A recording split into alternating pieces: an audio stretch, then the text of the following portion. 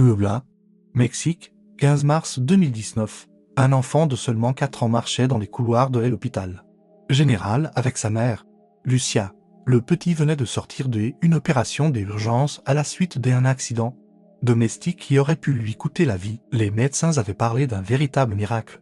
Mais les 48 heures suivantes allaient changer la vie de cette famille à jamais et remettre en question tout ce que nous savons sur la vie, la mort et la conscience humaine. Car lorsque le petit Eden se réveilla complètement de l'anesthésie, il n'était plus le même enfant. Ses premiers mots glacèrent le sang de tous les présents. « Maman, je suis mort mais pas ici. Je suis déjà mort. Quand j'étais Gabriel, la balle est entrée ici, dit-il en désignant sa poitrine. Juste au niveau du corps. » Sa mère pensa qu'il s'agissait de divagation post-opératoire. Les médecins essayèrent de lui expliquer que cela pouvait être une confusion mentale temporaire. Mais Eden continua. « J'avais 23 ans. C'était en 1987 et je travaillais à l'hôpital civil de Guadalajara. Tu te souviens de moi, maman? Tu as tellement pleuré quand je suis mort, n'est-ce pas? » Lucia n'était jamais allée à Guadalajara et n'avait jamais connu quelqu'un nommé Gabriel. Et il était impossible qu'Eden, son fils de 4 ans, connaisse l'année précise qu'il vivait.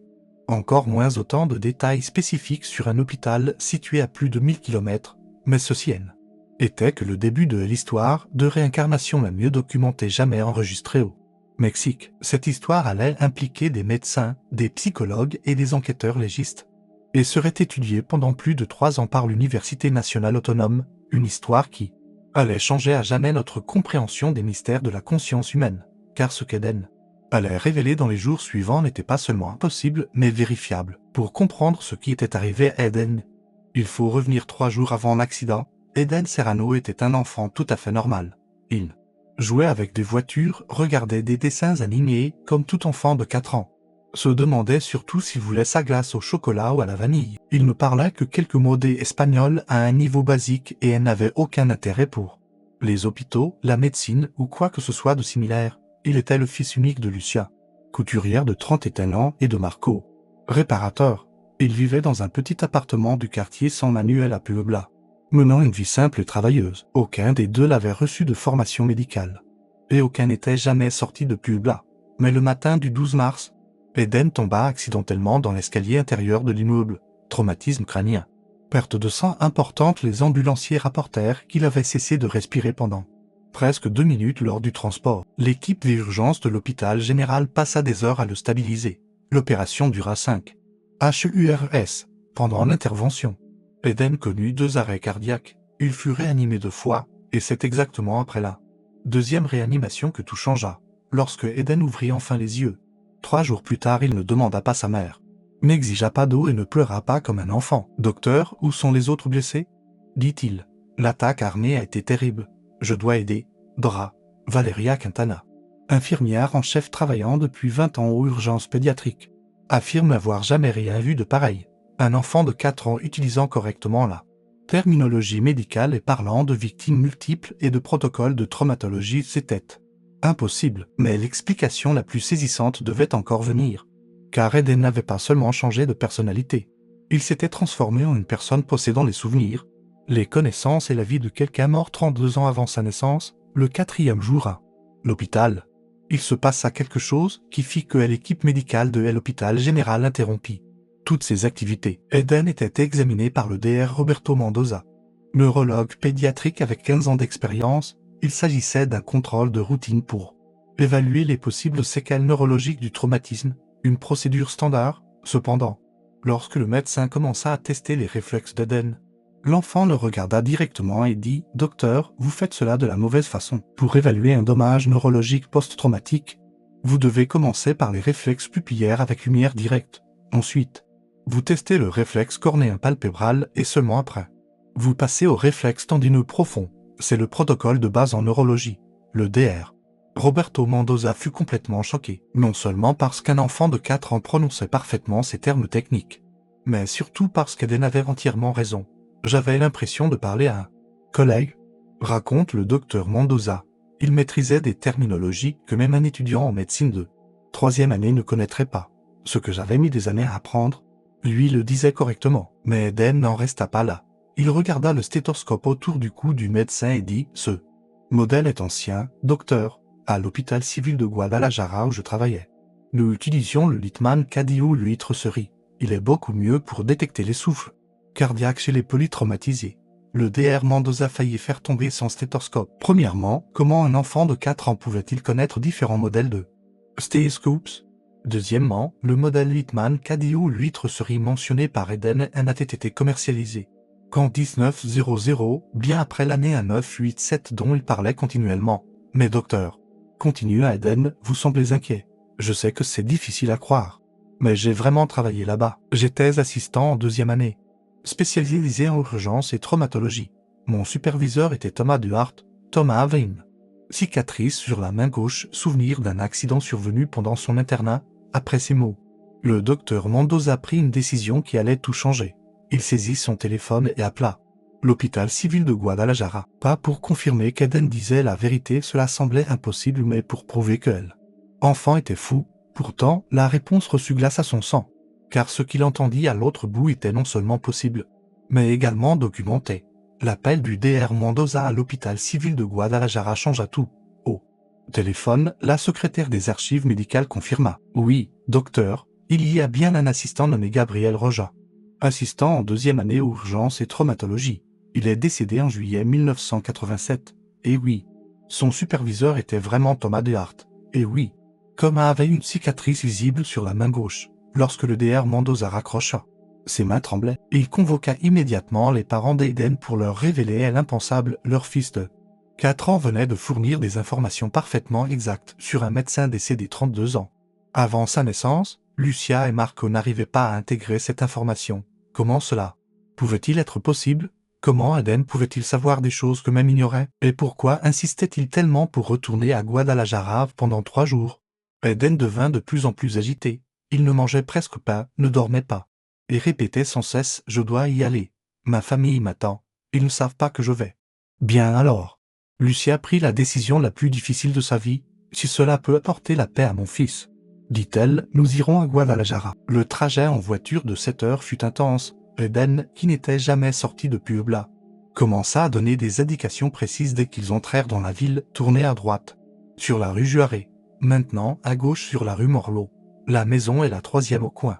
Celle avec la porte bleue et les volets blancs. Marco suivait les instructions avec scepticisme. Comment un enfant pouvait-il connaître les rues d', une ville qu'il n'avait jamais vue?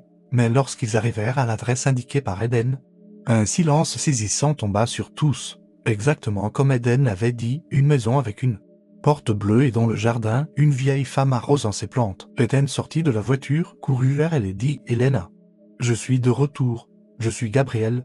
Je ne suis pas mort. » La femme laissa tomber son arrosoir. C'était Elena Roja, âgée de 74 ans, et Gabriel Roja était son fils tragiquement tué dans une attaque armée. À l'hôpital en 1987, alors qu'il avait 23 ans, son fils, qu'elle avait pleuré pendant 32 ans. Et maintenant il se tenait devant elle dans le regard et la voix d'un enfant de 4 ans qu'elle n'avait jamais rencontré. Mais le moment le plus bouleversant restait à venir. Ce qui se passa dans la maison du 237e rue Morlot défiait toute explication logique. Elena Roja, encore sous le choc, invita sa famille à entrer. Ses mains tremblaient en ouvrant la porte. Eden entra comme s'il rentrait chez lui. Elena, tu as changé l'agencement du salon, dit-il en regardant autour. La télévision devrait être près de la fenêtre. Le canapé marron ne devrait pas être contre le mur, mais tourné vers le centre. Elena faillit s'évanouir. Comment peux-tu savoir ça? J'ai changé les meubles seulement il y a 2 ans. Gabriel est mort depuis plus de 30 ans. Mais Eden continua à marcher dans la maison avec une familiarité effrayante. Ma chambre était la 2e à droite dans le couloir. Le lit était sous la fenêtre, parce que j'aimais regarder les étoiles avant de m'endormir. Il s'arrêta devant la porte. Puis-je entrer? Hélène a ouvert la porte de ses mains tremblantes. La chambre était restée exactement comme Gabriel l'avait laissée. Hélène n'avait rien touché depuis des années.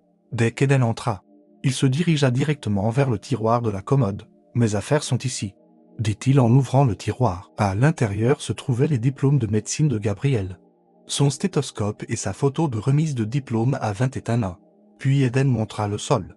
Sous le lit, là, il y a ma trousse d'urgence. Marco, le père d'Eden, se pencha et sortit une vieille trousse médicale poussiéreuse. Elle contenait des équipements médicaux des années 80.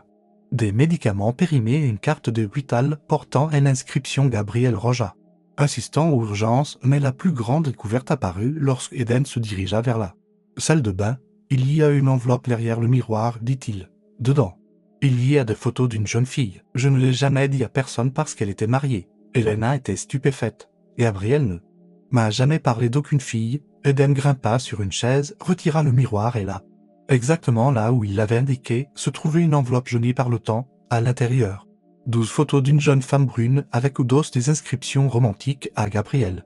Avec tout mon amour. Isabella Duarte Elena éclata en sanglots. Isabella était l'infirmière de l'hôpital. Elle était venue aux funérailles. Elena lui avait seulement dit qu'ils étaient collègues.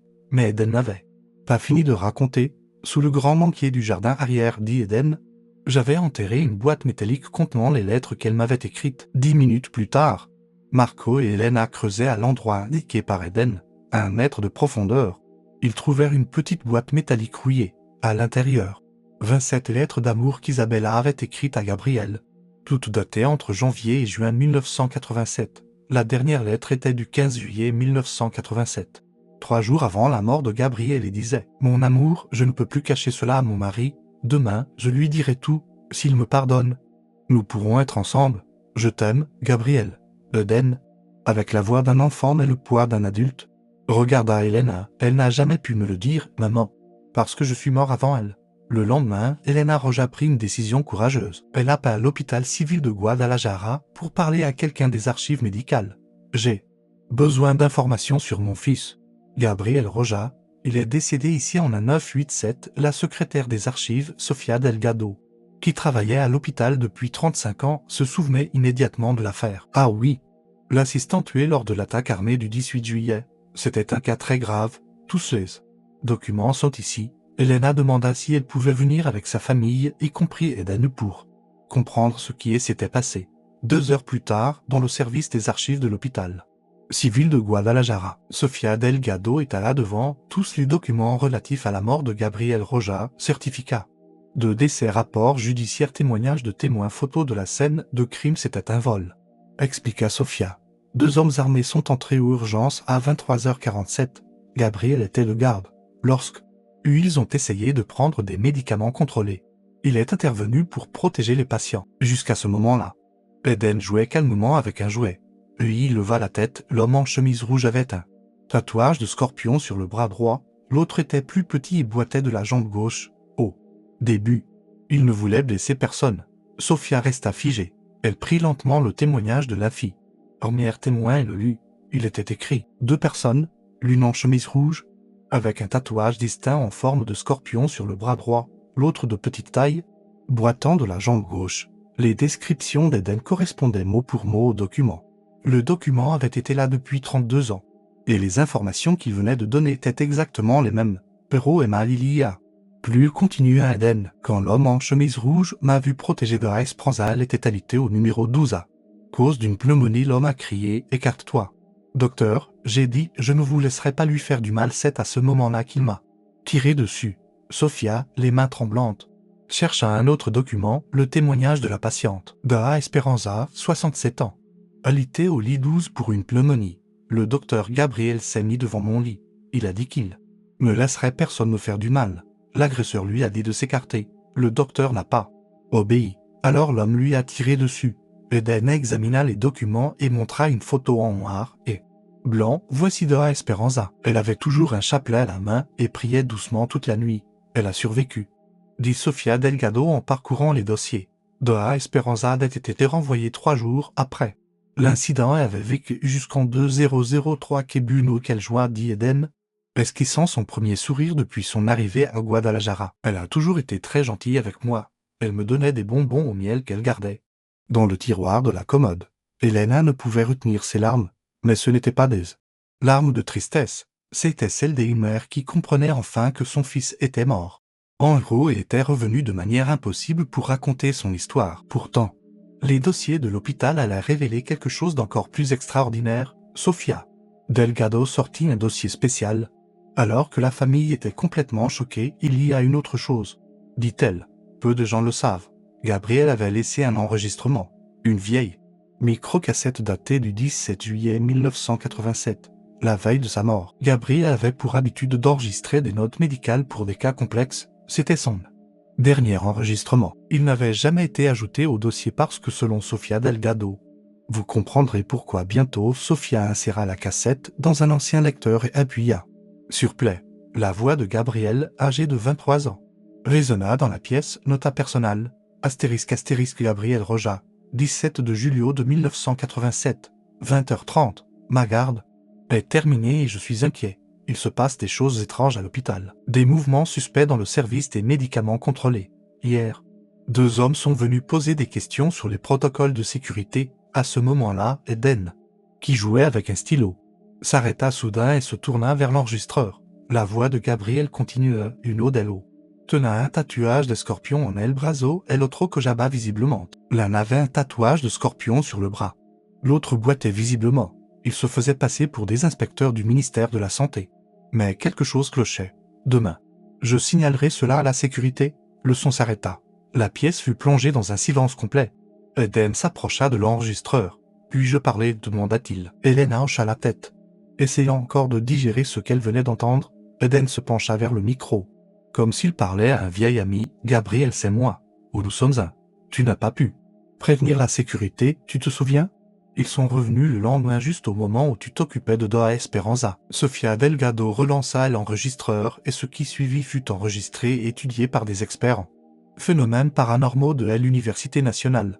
Car alors qu'Eden continuait de parler, une seconde voix se fit entendre depuis l'appareil. Je peux t'entendre? Comment est-ce possible? C'était la voix de Gabriel, bien qu'il soit mort 32 ans auparavant. Et l'enregistreur rejouait une conversation qui se déroulait à cet instant précis. C'est possible parce que nous partageons la même âme, répondit Eden. Tu n'es pas réellement mort. Tu es venu avec moi et c'est pour cela que je me souviens de tout. Isabella a reçu ma lettre. Avant qu'elle ne la raconte à Thomas, tu n'étais pas mort, mais elle t'aimait vraiment. Gabriel, elle a pleuré à tes funérailles et maman Elena. Elle est bien. Elle a gardé ta chambre telle qu'elle et t'aime profondément. La conversation dura exactement 7 minutes et 23 secondes. Elle fut entièrement enregistrée par Sofia Delgado et analysée ultérieurement par des techniciens judiciaires du son. Les analyses confirmèrent qu'il s'agissait de 2 voix distinctes et l'une appartenant à un enfant de 4 ans, l'autre à un jeune homme. Impossibles à produire avec la technologie de 2019. Cependant, la partie la plus impressionnante de l'enregistrement apparut à la toute fin.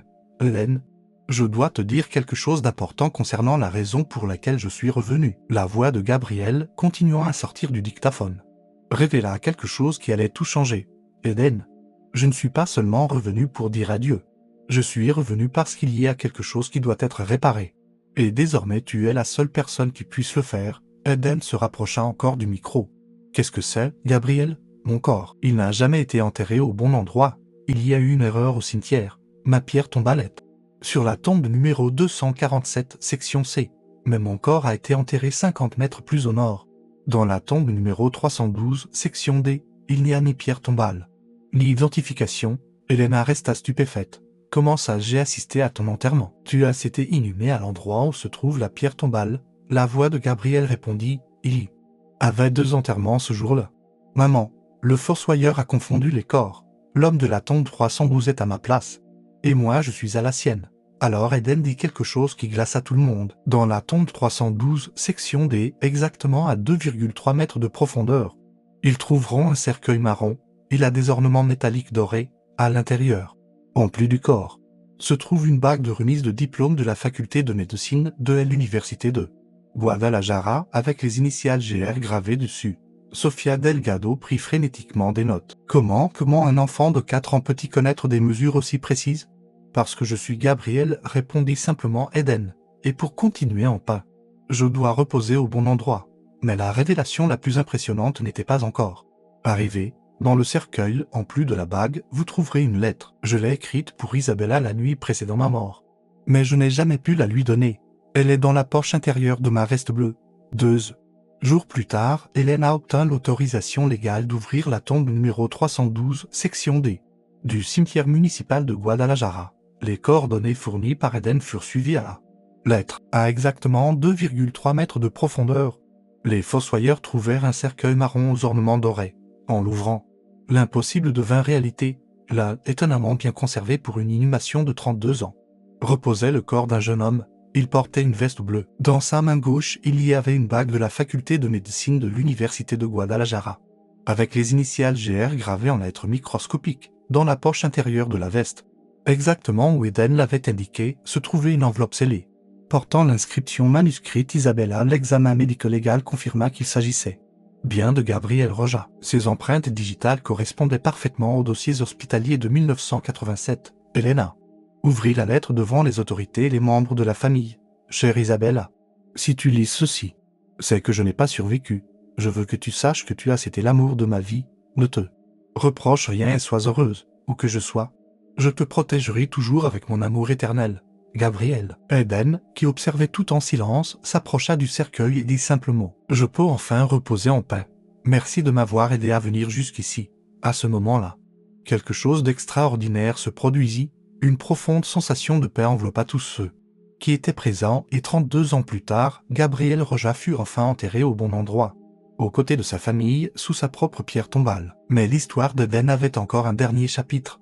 Le plus important 3 semaines après l'inhumation de Gabriel. Quelque chose d'extraordinaire se produisit chez Elena Roja et Eden était retourné à Puebla avec sa famille. Mais il continuait à appeler Elena tous les jours, les conversations se terminaient toujours par la même phrase, « Maman Elena, je dois y retourner. Il y a quelqu'un que je dois trouver. » Quand Elena lui demandait de qui il s'agissait, Eden répondait toujours de la même manière, « Attends, tu comprendras quand il sera là. » Et le matin du 15 avril 2019, soit exactement un mois après l'accident d'Eden, la sonnette de la maison de la rue Morlot retentit. Elena ouvrit la porte et se retrouva face à une femme d'environ 55 ans, les cheveux grisonnants, tenant un bouquet de fleurs blanches. « Je suis désolé de vous déranger, madame, » dit la femme. « Je m'appelle Isabella Duarte. J'ai travaillé à l'hôpital avec votre fils, Gabriel. J'ai entendu dire qu'une lettre avait été trouvée. » Hélène a failli s'évanouir. Isabella, l'amante de l'histoire d'amour secrète, était revenue 32 ans plus tard. « Entrez, je vous en prie, dit Elena. Encore sous le choc de cette coïncidence impossible, Isabella entra dans le salon et commença à raconter « Je me suis mariée, j'ai eu des enfants. J'ai construit une vie mais je n'ai jamais oublié Gabriel. Quand j'ai entendu aux nouvelles la découverte de l'exhumation et la lettre, j'ai su que je devais venir. À ce moment-là, le téléphone sonna. C'était Eden, depuis Puebla. Maman Elena, elle est venue. » Mais ce par Isabella, Elena resta figée. Comment Eden pouvait-il le savoir? Comment sais-tu cela? Demanda-t-elle. Parce que Gabriel m'a dit qu'elle viendrait aujourd'hui. Il est à côté de moi. Il veut lui parler. Elena tendit le téléphone à Isabella, dont les mains tremblaient. Allô? La voix d'Eden se fit entendre, mais le ton, l'intonation et la manière de parler étaient complètement différents. C'était la voix de Gabriel. Isabella, mon amour, tu es encore plus belle que dans mes souvenirs. Isabella éclata en sanglots. Gabriel, c'est vraiment toi? Oui. Mon amour, j'ai reçu ta lettre du 15 juillet, je voulais tellement te rencontrer pour parler de notre avenir. Gabriel, je suis tellement désolé. J'aurais dû le dire à mon mari avant. J'aurais, ne te blâme pas. Isabella, tu as fait ce que tu pensais être juste, et je comprends. J'ai toujours compris. La conversation dura 45 minutes. Isabella et Gabriel parlèrent de tout, la vie qu'ils avaient envisagée ensemble, les enfants qu'Isabella avait eus plus tard, la vie que Gabriel n'avait pas pu vivre. À la fin de la conversation, Gabriel dit « Isabella, je dois te demander quelque chose. Ton fils de 28 ans, Thomas, il étudie la médecine, n'est-ce pas ?» Isabella eut peur. « Comment le sais-tu? Parce que, même si tu ne t'en rendais pas compte, je l'ai toujours protégé. Il sera diplômé l'année prochaine et deviendra un médecin incroyable, comme son père. » Son père, Isabella. Thomas n'est pas le fils de ton mari, c'est mon fils. Notre fils. La pièce entière tomba dans un silence total. Tu es tombée enceinte 2 semaines après ma mort. Te souviens-tu de cette dernière nuit que nous avons passée ensemble dans elle appartement de la rue Hidalgo? Isabella sanglotait de manière incontrôlable. Je l'ai toujours senti. Les yeux de Thomas, sa façon de parler, toutes ces caractéristiques venaient de toi, mais je n'ai jamais pu en être certaine. 7. Notre fils, Isabella, il a besoin de connaître la vérité, pas pour détruire ta famille mais pour comprendre pourquoi il s'est toujours senti différent au cours de sa vie, pourquoi il a toujours voulu devenir médecin alors qu'aucun membre de la famille de Marco n'en est un. Isabella, dis-lui ceci, son père biologique est mort en héros. Je l'aime plus que tout et je suis fier de l'homme qu'il est devenu lorsque l'appel téléphonique se termina. Isabella avait changé complètement, après 32 ans. Elle pouvait enfin abandonner un secret qu'elle portait depuis si longtemps. Non seulement elle se libérait elle-même, mais elle libérait aussi son fils, qui n'avait jamais connu l'identité de son véritable père. Mais le secret le plus impressionnant restait à révéler. car le fils d'Isabella, Thomas Duarte, était à ce moment précis en train de terminer sa formation en médecine des urgences et traumatologie. À l'hôpital civil de Guadalajara, le même hôpital où son père Gabriel était mort 32 ans plus tôt. Le cas d'Eden Serrano parvint jusqu'aux oreilles du Dr Valeria Quintana, spécialiste des phénomènes de conscience à l'Université nationale autonome du Mexique. Elle et son équipe examinèrent chaque détail de l'histoire pendant 6 mois avec un soin extrême. Les enregistrements vocaux furent analysés par des experts en phonétique judiciaire. Les dossiers médicaux furent vérifiés par 3 institutions indépendantes. Les témoins furent interrogés selon des protocoles scientifiques. Le résultat fut publié en décembre 2019 dans le journal mexicain de recherche paranormale. Sous la forme d'une étude de 247 Pascal, les conclusions étaient révolutionnaires. Le sujet, Eden Serrano, possède des connaissances médicales inexplicables compte tenu de son âge et de son éducation. Il détient des informations vérifiables sur des événements survenus 32 ans avant sa naissance. Il manifeste des capacités qui dépassent les modèles actuels de conscience et de mémoire. Mais ce qui était encore plus impressionnant, c'était ce qui s'était produit lors des recherches elles-mêmes. Les chercheurs venus à Puebla pour visiter Eden rapportèrent avoir vécu des expériences étranges. Certains évoquaient des rêves lucides avec un jeune médecin. D'autres ressentaient une présence lors des entretiens. Le Dr Valeria Quintana confessa en 25 ans de recherche sur les phénomènes paranormaux. Je n'ai jamais vu un cas pareil. On aurait dit que Gabriel était réellement là et qu'il guidait les informations révélées par Eden. Et en effet, les informations fournies par Eden continuaient de se vérifier. Il indiqua qu'il existait aux archives de l'hôpital civil de Guadalajara des dossiers non résolus datant de 1987. L'archive fut retrouvée exactement à l'endroit qu'Eden avait décrit. Elle contenait 17 dossiers de décès suspects, dont celui de Gabriel. Tous mal investigués à l'époque. Eden donna les noms et adresses exactes des 2 criminels responsables de la mort de Gabriel, bien qu'il soit décédé depuis longtemps. Les informations correspondaient parfaitement au registre policier de l'époque. Il décrivit avec précision le plan original de l'hôpital civil de Guadalajara avant les rénovations de 1991. Comme seul quelqu'un ayant travaillé sur place aurait pu le faire. Mais la preuve la plus concluante fut obtenue lorsque Thomas Duarte, le fils d'Isabella, accepta de passer un test ADN. Les résultats confirmèrent Thomas Duarte était bien le fils biologique de Gabriel Roja. Thomas réagit de manière surprenante lorsqu'il apprit la vérité. J'ai toujours senti qu'il y avait quelque chose de différent en moi, dit-il, depuis mon enfance. Je faisais sans cesse des rêves où je me trouvais dans un service d'urgence. Maintenant, j'en comprends la raison. Toute l'histoire fut documentée et fait aujourd'hui partie des archives officielles de l'Université nationale. Le cas est étudié par des chercheurs du monde entier comme l'une des preuves de réincarnation les plus solides jamais enregistrées. Eden Serrano, aujourd'hui âgé de 7 ans, mène une vie parfaitement normale à Puebla avec sa famille. Les souvenirs appartenant à Gabriel sont peu à peu effacés. Comme si sa mission était accomplie. Il rend toujours visite à Elena Roja chaque mois. Il joue dans le jardin où il avait trouvé autrefois la boîte enterrée. Mais il est désormais simplement un enfant normal. Il ne porte plus en lui les souvenirs qui UTRFOIS le troublaient. Isabella Duarte a fait face à son passé et a révélé toute la vérité à sa famille. Thomas Duarte a changé de nom de famille et travaille aujourd'hui comme médecin à l'hôpital civil de Guadalajara, honorant la mémoire un père qu'il n'a jamais pu connaître. Elena Roja, qui a aujourd'hui 76 ans, a enfin trouvé la paix. Mon fils est revenu pour achever ce qui était resté inachevé, dit-elle. Maintenant, lui aussi. Et moi aussi. Nous sommes en paix. Ce fut le premier cas de réincarnation confirmé au Mexique, mais selon les déclarations de l'Université nationale. D'autres cas similaires sont également en cours d'étude dans le pays. Des enfants qui se souviennent de détails impossibles à connaître au sujet de leur vie passée. Et toi, crois-tu que la conscience humaine puisse survivre à la mort physique et revenir dans un nouveau corps ?